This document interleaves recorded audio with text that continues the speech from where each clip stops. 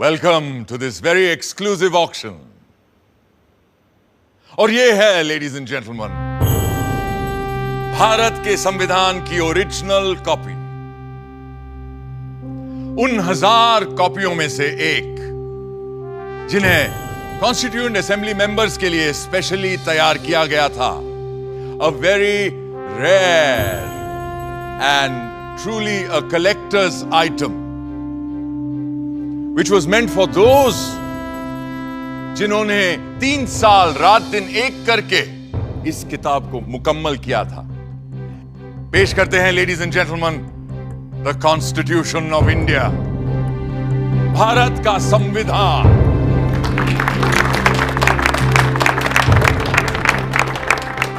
ये कोई आम किताब नहीं, बल्कि प्रतीक है हमारे मुल्क का। पर कभी सोचा है आपने कि ये मुल्क आखिर होता क्या है? समाजशास्त्री कहते हैं कि एक ही नस्ल, धर्म, जबान, परचम और हुक्म को मानने वाले बाशिंदों के समूह से बनता है एक मुल्क, एक देश। मगर हिंदुस्तान जैसे बहुत सी भाषाओं, धर्मों और तमाम जातियों प्रजातियों वाले सब कॉन्टिनेंट को किसी तंग नज़रिए से नहीं देखा जा सकता है। और ऐसे मुल्क, ऐसे समाज में पुरानी रीतियों को तोड़कर सबको साथ लेकर आगे चलने के लिए किसी पुराने कानून से भी काम नहीं चल सकता है। इसीलिए हमारे पुरखों ने बनाया था हमारा संविधान, हमारा कॉन्स्टिट्यूशन, हमारा आईन। ये आईन ही तो वो आईना है जिसमें देखकर ही हम खुद को पहचान पाते हैं और संवार भी सकते हैं। आज से मैं आपको इस जादुई आईने के अंदर के संसार की सैर पर ले जाऊंगी। ये कैसे बना, कब बना, किस किसने बनाया और क्यों बनाया? तो चलिए चलते हैं वहां जहां कहानी शुरू हुई थी, हमारे संविधान की। पर फर्स्ट थिंग्स फर्स्ट, पहले आप भी तो ठीक से देख लीजिए उस मुकद्दस किताब को जिसकी बात हम कर रहे हैं।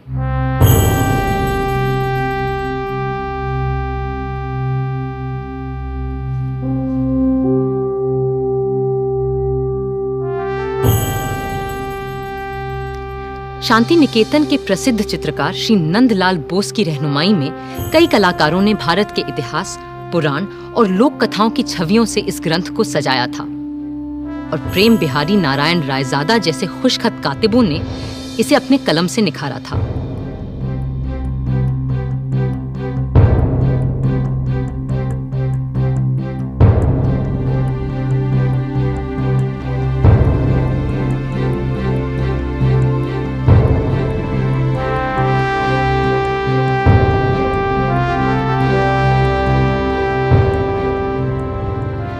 मगर ये काम मुश्किल होते हुए भी बहुत आसान था उस काम के मुकाबले जो इस संविधान की कल्पना कर इसे लिखित रूप देने वालों ने संविधान सभा में पूरे 3 साल लगाकर किया था।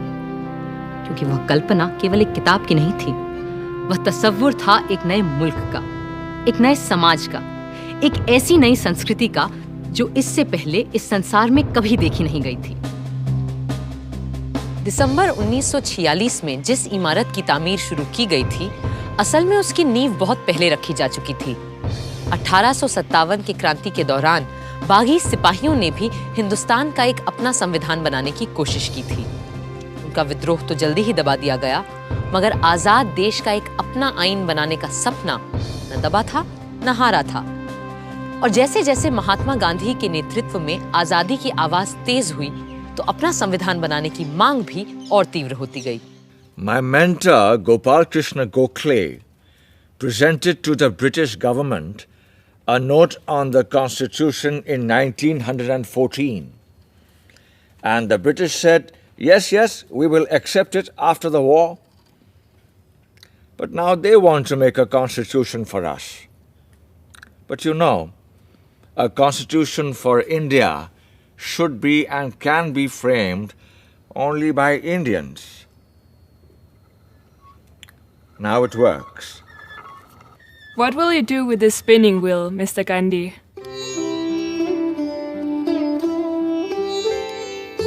This is my secret weapon to drive the English rulers away so that we will have the power to make our own constitution. अब गांधी जी की सरपरस्ती में इतिहास ने दोबारा हमें एक नए भारत को गढ़ने का मौका दिया था। कांग्रेस नेता और आला वकील पंडित मोतीलाल नेहरू ने 1928 में एक रिपोर्ट तैयार की जिसे नेहरू रिपोर्ट या स्वराज संविधान के नाम से भी जाना गया।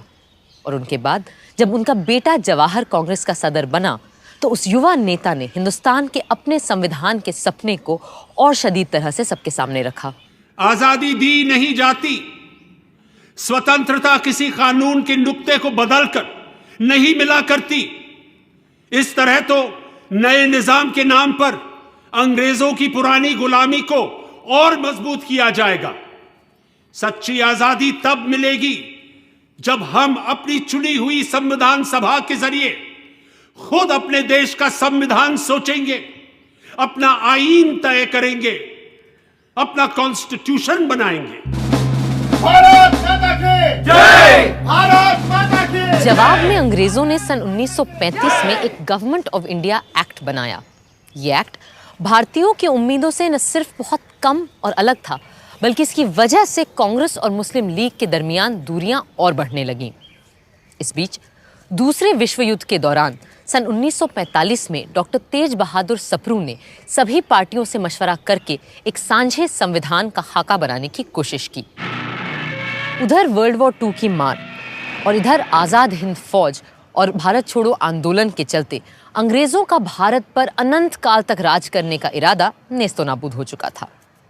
विंस्टन चर्चिल युद्ध तो जीते, मगर बेचारे चुनाव हार गए और बर्तानिया के नए प्रधानमंत्री क्लेमेंट एटली ने कहा कि भारत के लिए नया संविधान बनाने और मुसलमानों को अलग अधिकार देने की मुस्लिम लीग की मांग पर काम फौरन शुरू किया जाएगा। इसी के मद्देनजर पहली बार हिज मैजेस्टी की सरकार के 3 कैबिनेट मंत्री एक साथ भारत भेजे गए और ये कहलाया cabinet mission.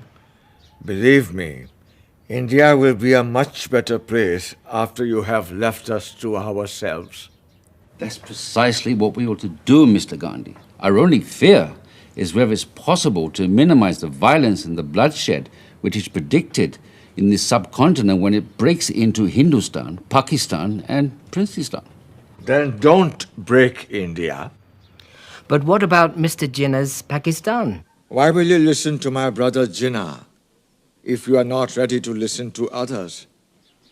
And why do you presume that Jinnah will not see sense when you meet him in Shimla? I do wish your hopes come true when we meet in Simla, but it is important that you're also present there. What will I do there? I'm neither a member of the Congress nor of the Muslim League or of the other outfits that you have invited there. But still, we will need your wise counsel in Simla when discussions are held about an interim government and a new constitution for India.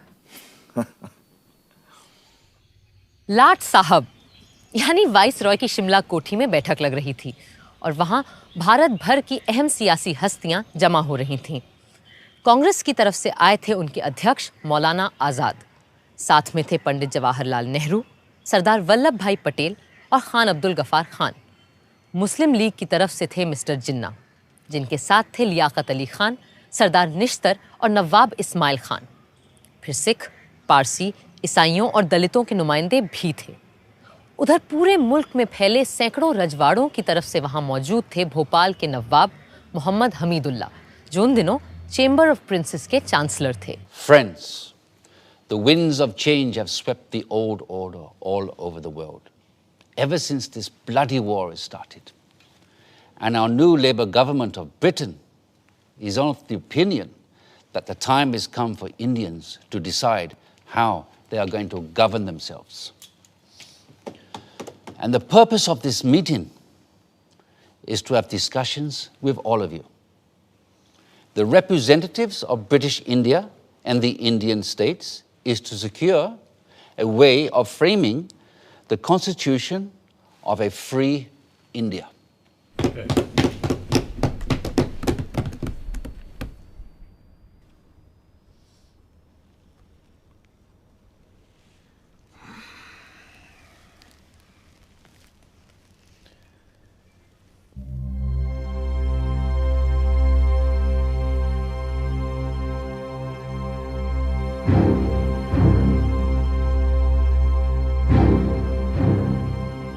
जिन्ना साहब को ये बात नागवार गुजर रही थी कि जिसे वो महज हिंदुओं की पार्टी मानते थे, उस कांग्रेस के आधे नुमाइंदे मुसलमान थे और उनकी रहनुमाई भी एक मुसलमान ही कर रहा था। शिमला की ठंडी आबो हवा का ऐसे माहौल में गर्म हो जाना लाजमी था। मैं और मेरे साथी इस वक्त यहाँ पूरे हिंदुस्तान की आज़ादी की पेशकश लिए मौजूद हैं। बाकी मसाइल दोयम हैं जो हम बाद में भी तय कर सकते हैं। अपनी कॉन्स्टिट्यूएंट असेंबली में जो जमा होगी एक आज़ाद हिंदुस्तान के ख्वाब की ताबीर करने के लिए।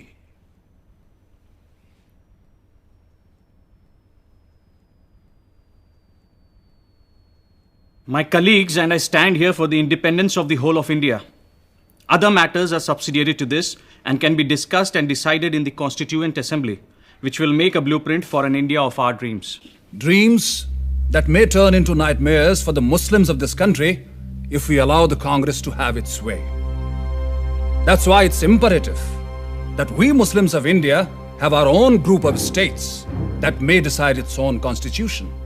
What are the groupings you have in mind, Mr. Jinnah? All the Muslim majority states like Sindh, Punjab, Balochistan, and Northwest Frontier Province will form the first group. And the states of Assam and Bengal will be in the second group. Mr. Jinnah, if, as you suggest, these groups separate from the body of India, then pray tell us, what is left for the Constituent Assembly to make laws for? The rest of India in the center and the south? And what happens to the princely states? Well, they can have their own constituent assemblies. This is not acceptable to us.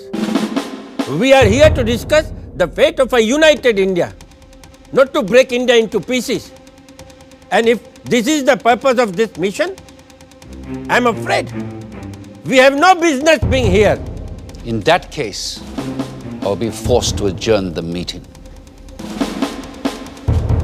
जिन्ना साहब चाहते थे कि हिंदुस्तान के पूर्व में असम और बंगाल और पश्चिम में 4 मुस्लिम बहुल सूबों के लिए एक अलग संविधान सभा बने और बाकी के भारत के लिए दूसरी संविधान सभा, और राजे रजवाड़े खुद अपने आप तय करें कि उन्हें किसी के साथ जाना है या खुद मुख्तार रहना है। जाहिर है कांग्रेस के नेताओं को ये अनेक संविधानों की सूरत बिल्कुल बर्दाश्त नहीं थी। कल कुछ लोगों ने ग्रुपिंग्स के लिए एक तजवीज़ पेश की थी जो हमारे मुल्क को मजहब व मिल्लत की बिना पर बांटने की एक पेशकश है। हम ऐसी किसी भी तरह की पेशकश के सख्त खिलाफ हैं। हिंदुस्तान एक मुल्क है, आप सुन रहे हैं लियाकत अली खान साहब, हिंदुस्तान एक मुल्क है और एक ही असेंबली इसका आइन बना सकती है जिसमें तमाम सूबों, इलाकों, मजहबों और फिरकों के चुने हुए मेंबरान और राजे रजवाड़ों के भेजे हुए नुमाइंदे भी शामिल होंगे।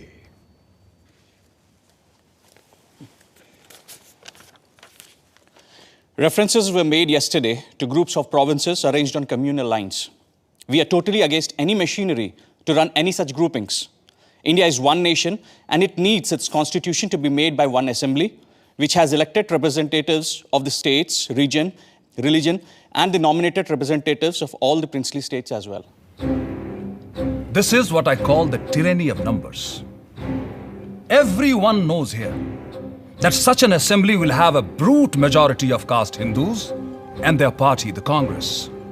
And in the game of numbers, minority Muslims will have no say left.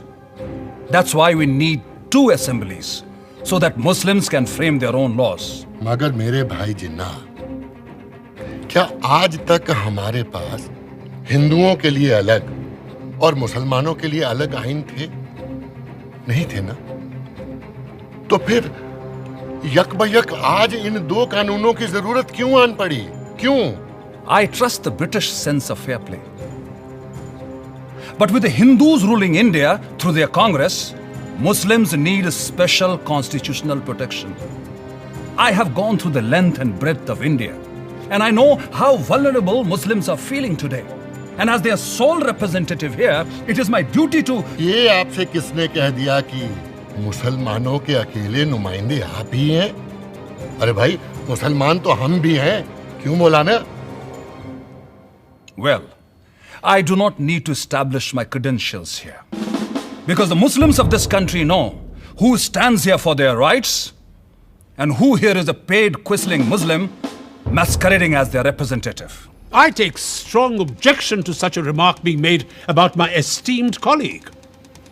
Mr. Jinnah, if I've got you right, you need these groupings because of the communal mistrust that exists in this country. That's perfectly right, Sir Stafford. Muslims cannot be a part of a constituent assembly which will be dominated by caste Hindus. May we deal with first things first, please, which is to dispose of the problem of the Indo-British relationship. For that, we need to make our own constitution for a free India. The communal problem can be dealt with later. Later? Later, there'll be no Muslims left alive in India if Congress is given its way. And that is unacceptable to me. If Mr. Nehru doesn't like the idea of groupings of states within the same India, then it will be better to have two Indias. One for Hindus and another for Muslims. Hindustan and Pakistan. And a Princestan, the federation of the princely states. This is ridiculous. It clearly indicates the reality behind the groupings proposal Mr. Jinnah is making. I will not be a party to this balkanization of India. No! India is one and will remain one country. कड़वा सच ये था कि अंग्रेज हिंदुस्तान में अपनी घटती हुई फौजी ताकत से अच्छी तरह वाकिफ थे और वो चाहते ही नहीं थे कि सांप्रदायिक आग को फैलने से रोका जाए।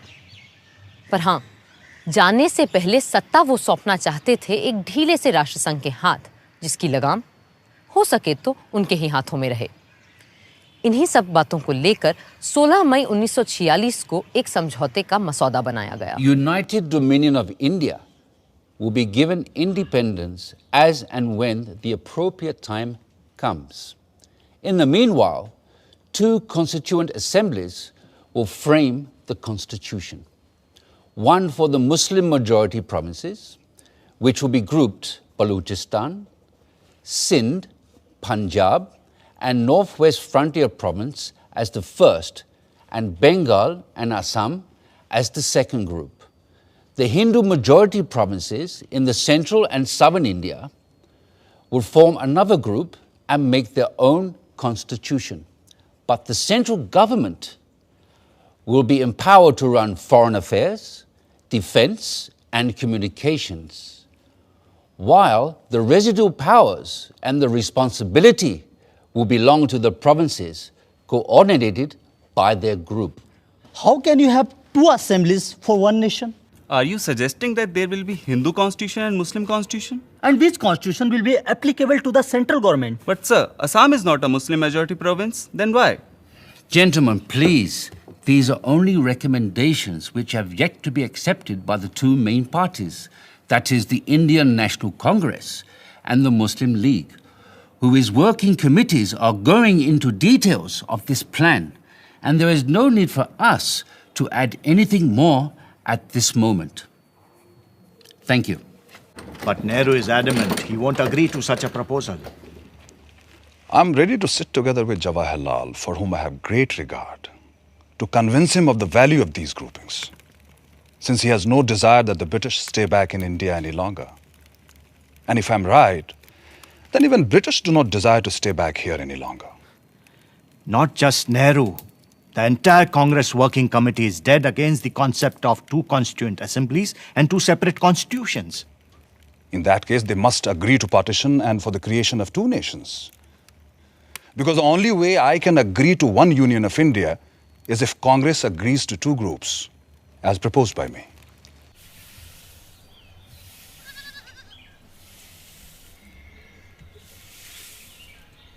बापू, वर्किंग कमेटी ने जिन्ना साहब की ग्रुपिंग्स की तजवीज़ के खिलाफ एक रेजोल्यूशन पास किया है। Congress Working Committee agree that the groupings will hinder the concept of a united India and rejects any such demands put by external pressures which will hinder the working of any body constituted to decide the future of an independent country. There should be a sovereign body for the purpose of drafting the Constitution, and it must be unhindered by any external authority. ये है हमारा दस्तावेज बाबू। हम अपने देश का बंटवारा कभी कबूल नहीं कर सकते। अंग्रेजों ने हमारे साथ चाहे कुछ भी किया हो, उनके कैबिनेट मिशन ने अपना काम पूरा कर लिया है और अब उन्हें जल्दी है कि वो हमारी छाती से उतरे और जाएं। अब ये हम पर है कि हम कैसे अपनी इस दुखी अभागी धरती को सुखी और भाग्यशील बनाएं। कुल मिलाकर कैबिनेट मिशन असफल हो चुका था, मगर वो खाली हाथ वापस भी नहीं जाना चाहते थे। सो दोबारा एक बार मिलने और बातचीत का सिलसिला शुरू हुआ और 1 महीने की मशक्कत के बाद 16 जून को एक और प्रस्ताव सामने आया। Partition? The Congress will never agree to partition. Why would they agree to parity between themselves and the Muslim League in the interim government? And why will they not agree to have any Muslim members on behalf of Congress?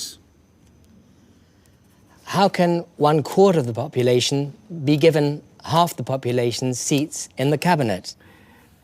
अगर हमने cabinet mission की सरकार में शामिल होने की तजवीज़ नहीं मानी तो न सिर्फ हमें सरकार से बाहर बैठना पड़ेगा, बल्कि ये मुमकिन है कि अंग्रेज हमें दोबारा जेल में डाल दें।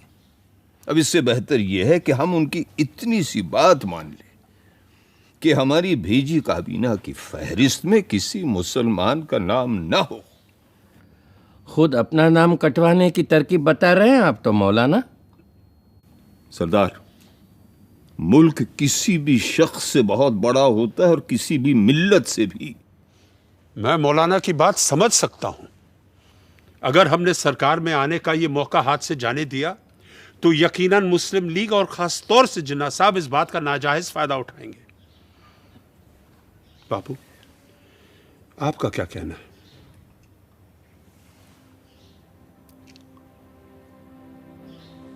मैं किसी फायदे या नुकसान की बात नहीं जानता।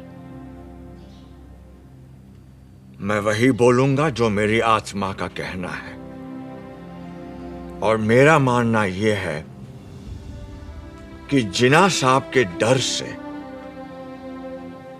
या सरकार में शामिल होने की जल्दबाजी में अगर हमने कांग्रेस की सूची से मुस्लिम भाइयों के नाम काट दिए तो हम में और उनमें अंतर क्या रह जाएगा?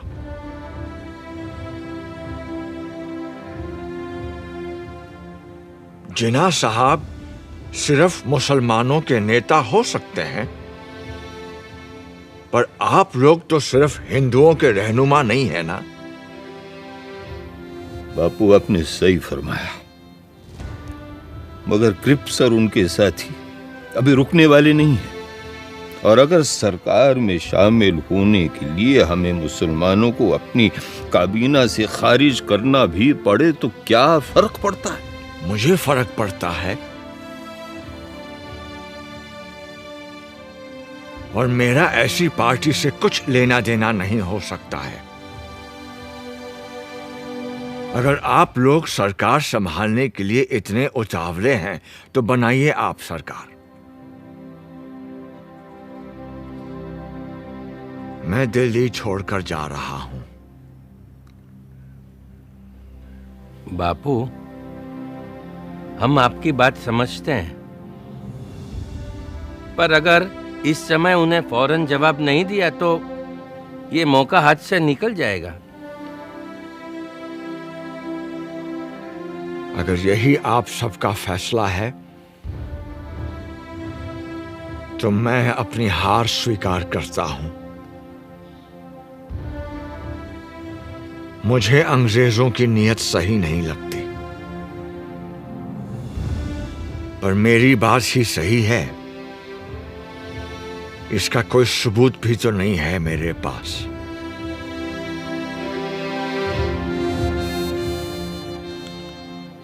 अगर आप सबकी आज्ञा हो तो मैं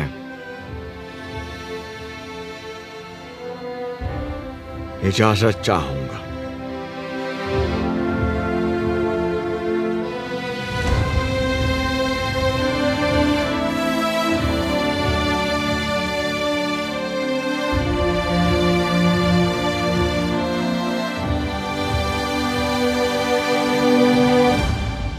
तो अब हम बापू को जाने दें।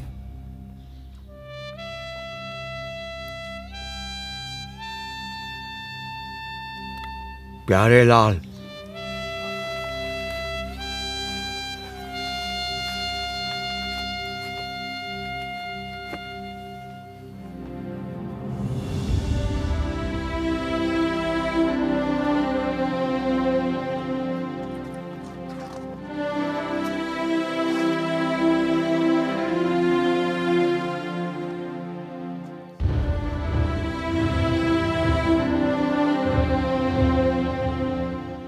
यूं नया संविधान बनाना तय हो गया, और ये भी कि जिन्ना साहब की तजवीज़ के खिलाफ सिर्फ एक संविधान सभा मुल्क का रूप स्वरूप तय करेगी। जाहिर है कोई इस व्यवस्था से पूरी तरह खुश नहीं था, मगर जिन्ना साहब पर तो जैसे गाज गिर गई थी, और वो अपने मुखालिफों को आसानी से बख्शते नहीं थे। We have been betrayed by Viceroy Webel. Viceroy Webel ने हमारे साथ दगाबाजी की है।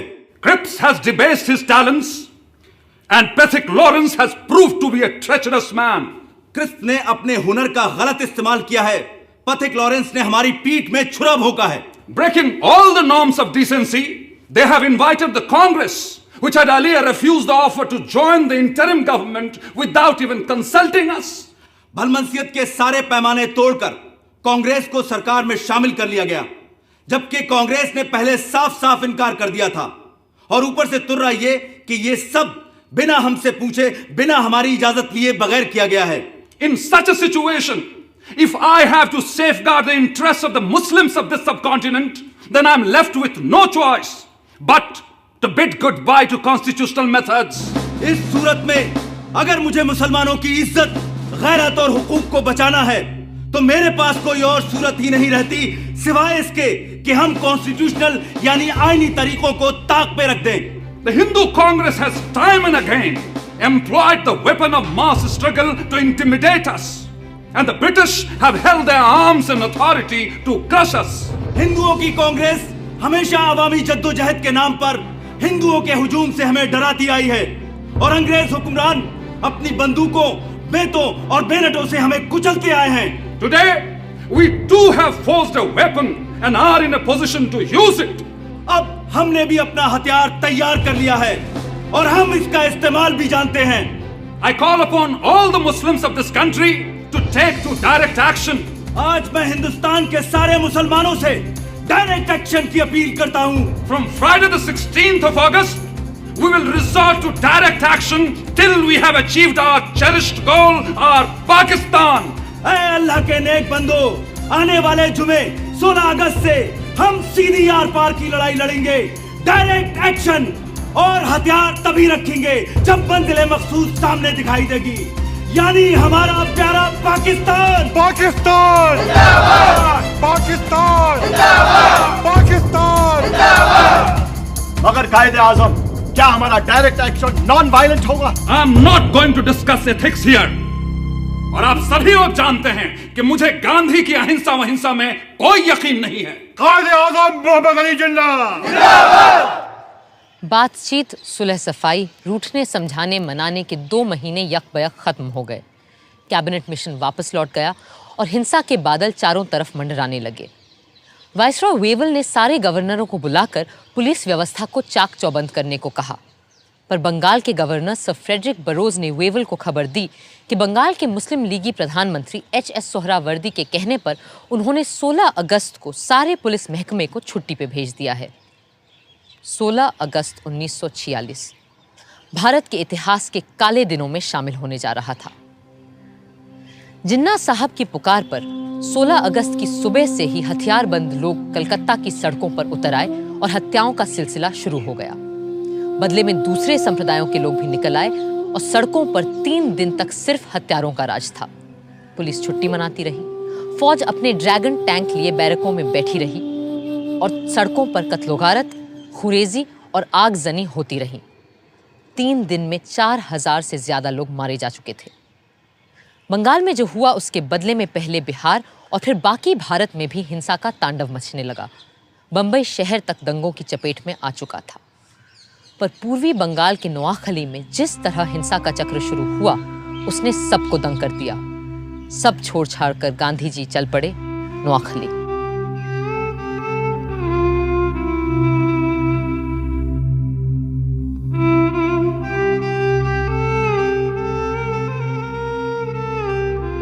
लाट साहब वेवल का मानना था कि हिंदुस्तानियों के साथ मिलकर बनी सरकार ही इस गृह युद्ध जैसी स्थिति को रोक सकती है।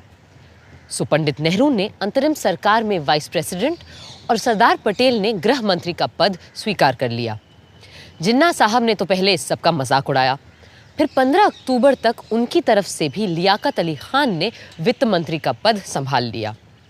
जिन्ना साहब खुद सरकार में शामिल नहीं हुए क्योंकि उन्हें नेहरू से छोटा या बराबरी का ओहदा मंजूर नहीं था। यूं आर्जी सरकार तो बन गई, पर उसका चलना कदम कदम पर दुश्वार हो रहा था। गांधी जी ने तो बहुत पहले ही लाट साहब वेवल को इस खतरे से आगाह किया था। You must make your choice of one horse or the other. You will never succeed in riding 2 at a time. Choose the names for the interim government from names submitted by the Congress or the League. For God's sake, do not make an incompatible mixture, and in trying to do so, produce a fearful explosion. Even a government headed by the League is not going to damage India.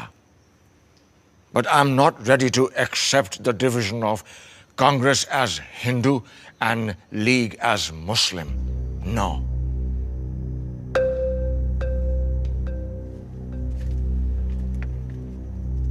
Wavell इतने हताश हो चुके थे कि उन्होंने अपने एक खत में सम्राट किंग जॉर्ज को लिखा, The situation reminds me of a childhood puzzle in which I had to manipulate marbles into their pens. Just as the last one seemed to get into place, the others invariably ran out. I am trying to postpone convening the Constituent Assembly as much as possible, and maybe have one more round of talks with Mr. Jinnah and Nehru. Perhaps in London, a city both of them have lived in and love. दिसंबर 1946 के London के बर्फीले माहौल से ज्यादा सर्द अगर कोई चीज थी तो वो था मिस्टर जिन्ना और पंडित नेहरू के बीच का रिश्ता। कई मुलाकातों के बाद भी जब कोई बात न बनी तो आखिर नेहरू जी ने अंग्रेजों को उनके घर में घुसकर अंतिम चेतावनी दे डाली। There is a great urge amongst the populace of India for political progress and for making a constitution. Mr. Jinnah's Muslim League is but a fly on the weighing scale compared to the vast force in India. And if the British authorities do not call for the Indian Constituent Assembly immediately, we will have to resort to another mass action against His Majesty's government. Thank you, gentlemen. Mass action के डर से British सम्राट की सरकार तुरंत मान गई और पंडित नेहरू के भारत लौटते ही 3 दिन के अंदर हिंदुस्तान का आईन बनाने के लिए कॉन्स्टिट्यूएंट असेंबली का मिलना तय हो गया। 9 दिसंबर 1946 के ऐतिहासिक दिन इसी इमारत में पहली बार इकट्ठा हुई भारत की संविधान सभा। प्रादेशिक विधानसभाओं से चुने गए नुमाइंदे इस ऐतिहासिक दिन के लिए सज धज कर पधार रहे थे। मुस्लिम लीग ने जैसा कि उम्मीद थी, इसका पूरी तरह से बहिष्कार किया। हिंदुस्तान को एक नया रूप देने के लिए, एक नए संविधान को आकार देने के लिए सारे महत्वपूर्ण लोग कॉन्स्टिट्यूएंट असेंबली में मौजूद थे। बस 2 लोग वहां नहीं थे, और शायद 2 सबसे अहम लोग, कायदे आजम मोहम्मद अली जिन्ना और महात्मा गांधी। संविधान सभा के बहुत से सदस्य गांधी जी से मार्गदर्शन और आशीर्वाद लेने उनके पास पहुंचे।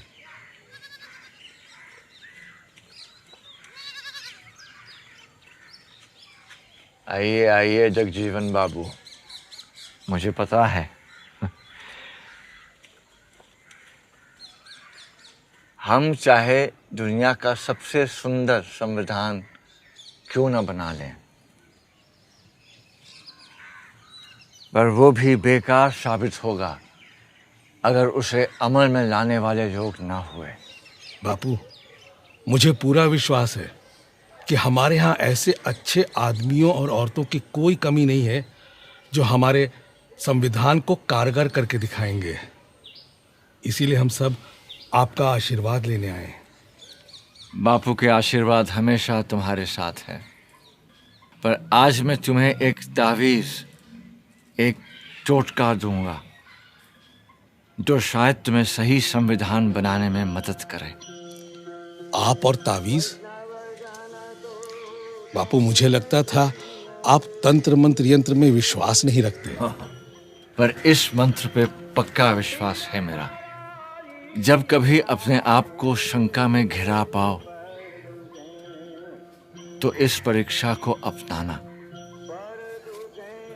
सबसे दीनहीन, गरीब, कमजोर इंसान जिसे तुमने देखा हो, उसका चेहरा याद करना और स्वयं से पूछना, जो मैं करने जा रहा हूं, क्या इससे उसका भला होगा? इस कदम से क्या उसे कुछ मिलेगा या नहीं?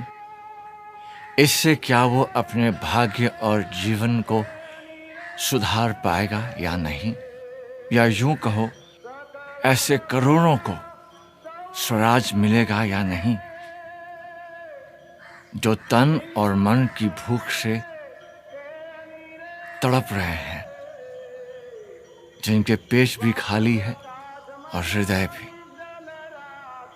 फिर देखना, तुम्हारी सारी शंकाएं छूमंतर हो जाएंगी।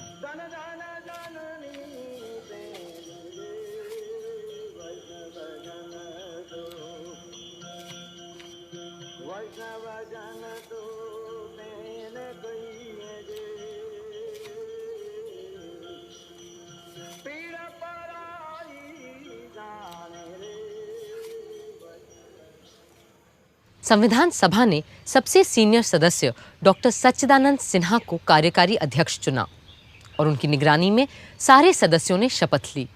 फिर सभा के परमानेंट प्रेसिडेंट के रूप में चुना गया डॉक्टर राजेंद्र प्रसाद को।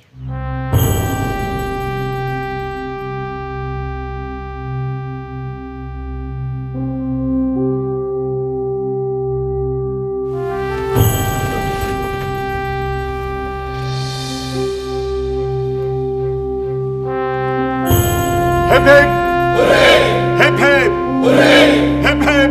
Hooray!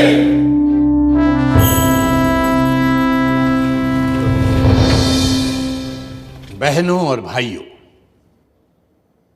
अगर आप मुझे माफ करें तो मैं ये कहूंगा कि इस देश में जहां जात पात के इतने झगड़े फैले रहते हैं, आप लोगों ने हमें चुनकर एक तरह से अपनी जाति से बाहर कर दिया है और अपनी जात पात में बैठने से वंचित करके आपने हमें एक अलग, एक दूसरी जगह, एक दूसरे किस्म की कुर्सी पर बैठने के लिए मजबूर कर दिया है। और सिर्फ इतना ही नहीं, बल्कि शायद आप में से हर एक आदमी यह भी उम्मीद रखता है कि इस सभा के कार्यों में मैं कोई ऐसा कार्य न कर बैठूं जिससे कि ये बात जाहिर हो कि मैं किसी खास दल या किसी खास फिरके का आदमी हूं। पहले हिंदी और फिर अंग्रेजी में बोलते हुए राजेंद्र बाबू ने सबके दिलों को छू लिया। Above all, what we need is freedom. And as someone has said, nothing is more valuable than the freedom to be free. Let us hope and pray that as the result of the labors of this Constituent Assembly, we shall have achieved that freedom and we shall be proud of it. 13 दिसंबर के ऐतिहासिक दिन पंडित जवाहरलाल नेहरू ने संविधान सभा के सामने एक ऐसा प्रस्ताव रखा जो हमारे आईन की नींव बनने वाला था, और ये था संविधान के लक्ष्य और ध्येय के बारे में, AIIMS and objectives resolution. Mr. Chairman,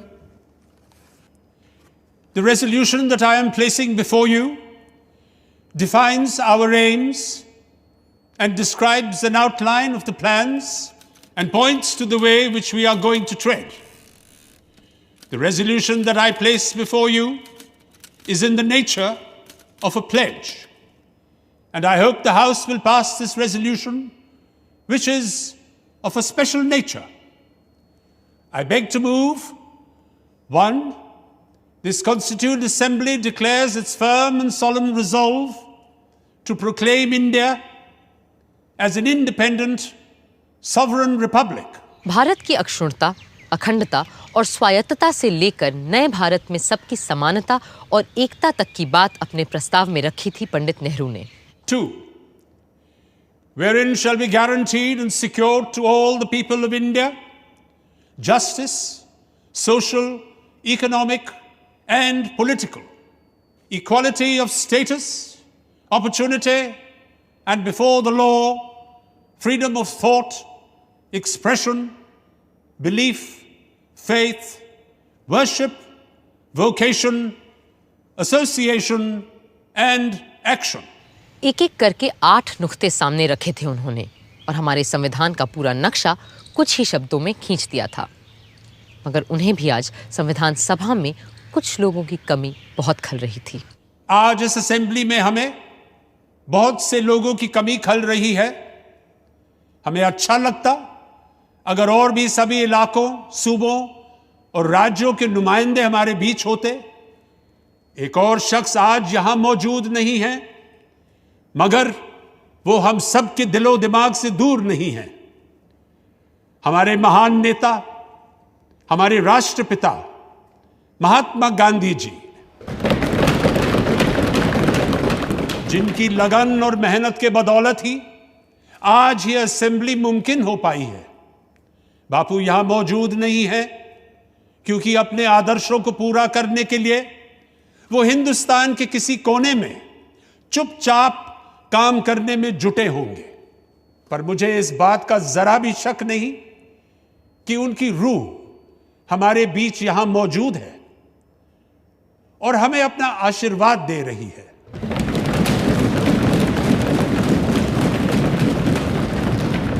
I also think of the various constituent assemblies that have gone before us, when the fathers of the great American nation met and fashioned out a constitution that has stood the test of time for more than a century and a half. My mind goes back to that Constituent Assembly which met in the lovely city of Paris, and how the king and other authorities came in its way, and it still continued. Even the room for that meeting was denied, and the Constituent Assembly betook themselves to an open tennis court and did not disperse till they had finished the task they had undertaken. We too, whether we meet in this chamber or in the fields or the marketplace, will go on meeting and continue our work till we have finished it. 13 दिसंबर को AIIMS and objectives resolution के साथ पंडित नेहरू ने हमारे संविधान की नींव रखी थी, और 14 दिसंबर को जिन्ना साहब ने संविधान सभा की पूरी बुनियाद पर ही सवालिया निशान लगा दिया। Is complete independence the goal of the Muslim League? What do you think we are fighting for? Our goal is complete independence, certainly. The complete independence of Pakistan.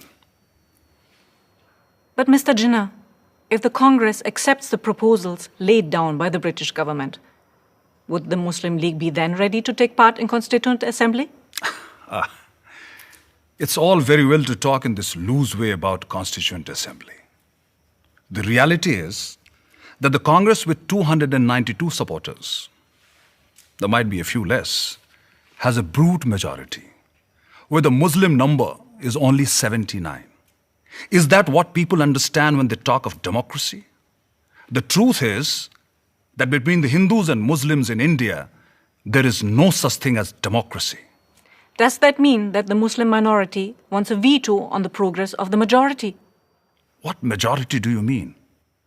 If you mean the Hindus, then we wish them Godspeed. Go ahead and establish your Hindustan. Frame your constitution for the Hindus, but then leave us alone, and we shall frame a constitution for Pakistan. ये तो बस आगाज था। आगे और तमाम अड़चनें आनी बाकी थीं। अब देखना है इन चुनौतियों का सामना कैसे किया हमारा संविधान बनाने वालों ने।